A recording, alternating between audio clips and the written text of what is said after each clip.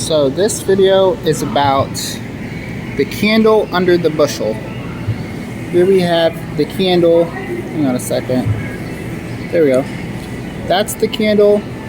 This is the bushel. 1 US bushel equals 9.309 US liquid gallons. So imagine about that whole thing right there is about 2 5-gallon buckets.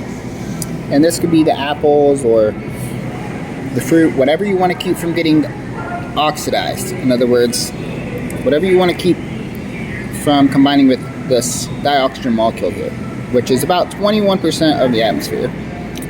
So what you can do is, okay, this is nitrogen.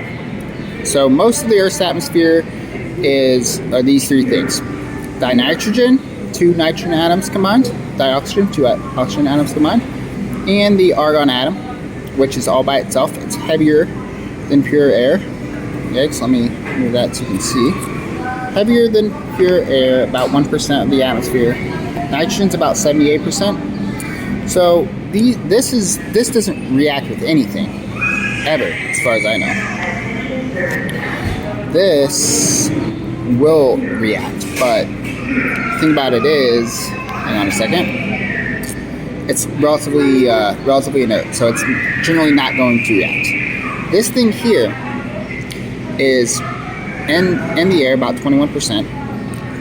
And if you look over here at this fire triangle, okay, it says fire is a chemical reaction. So you have to worry about your fruit burning slowly, right? Because it's going to be reacting with the oxygen, the dioxygen in the air. So if you take away the dioxygen, you keep it in a cool place, then you're not going to have the reaction taking place.